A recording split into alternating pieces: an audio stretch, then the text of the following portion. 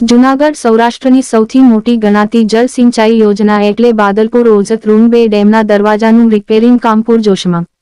આગામી ટૂંક સમયમાં જ આ દરવાજાનું રિપેરિંગ કામ ખૂબ જ તેજ ગતિએ પૂર્ણ થતા ફરીથી તેમાં જળ સંગ્રહ કરવાની કામગીરી હાથ ધરવામાં આવનાર હોવાનું જણાવતા કાર્યપાલક ઇજનેર ઉનાળો લાંબો ચાલે તેમ જ ચોમાસાનો સમય મોડો શરૂ થાય તે દરમિયાન પણ લોકોને જો જરૂરિયાત પડે તો પીવાનું પાણી પૂરું પાડવાની તૈયારી બતાવતા કાર્યપાલક ઇજનેર જૂનાગઢ હાલ ડેમમાં પાણીનો પૂરતો જથ્થો હોય લોકોએ કોઈ પણ પ્રકારની પાણીની સમસ્યાનો સામનો નહીં કરવો પડે.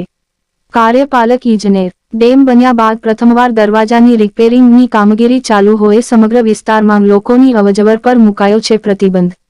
લોકોને કોઈ પણ પ્રકારની જાનહાનિ ન થાય તે માટે ડેમના આજુબાજુના વિસ્તારમાં તેમજ નદીના પટમાં અવરજવર ન કરવા માટે સિંચાઈ વિભાગ તેમજ કલેક્ટર દ્વારા બહાર પાડવામાં આવ્યું છે જાહેરનામું.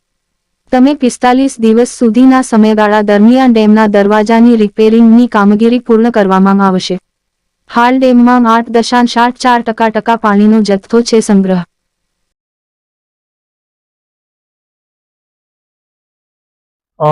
હું કાર્યપાલક ઇજનેર જૂનાગઢ સિંચાઈ યોજના વિભાગ.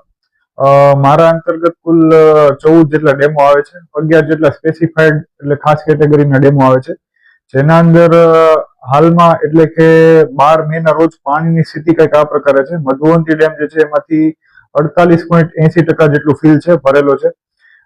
એમાંથી અત્યારે હાલમાં સિંચાઈ શરૂ છે, કેનાલો શરૂ છે. ઓઝત 2 ડેમ કે જે 8.84% ભરેલો છે, એમાં રિપેરિંગ કામ શરૂ છે. આ ડેમમાંથી સિંચાઈની કામગીરી પૂરી કરવામાં આવેલી છે અને પીવા માટેનું જે પાણી છે એ પર્યાપ્ત માત્રામાં 2 મહિના પૂરતું ઉપલબ્ધ છે. બાંટવા ખારો ડેમ એમાં આપણે નદીમાંથી લિફ્ટિંગ કરીને સિંચાઈ કરીએ છીએ, એ 14.76% ભરેલો છે. ડિસેમ્બરમાં એમાં આપણે પાણી છોડી અને સિંચાઈનો લાભ આપેલ છે. શાહપુર વિયર જે છે એ 78.60% ભરેલો છે. વંથલી વિયર જે છે 87.07% ભરેલો છે.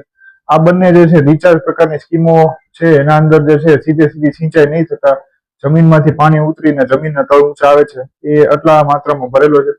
ત્યારબાદ મોટા ગુજરિયા જે છે એ 45.02% ભરેલો છે અને ઉબેણ જે છે એમાં 4.30% પાણી ઉપલબ્ધ છે.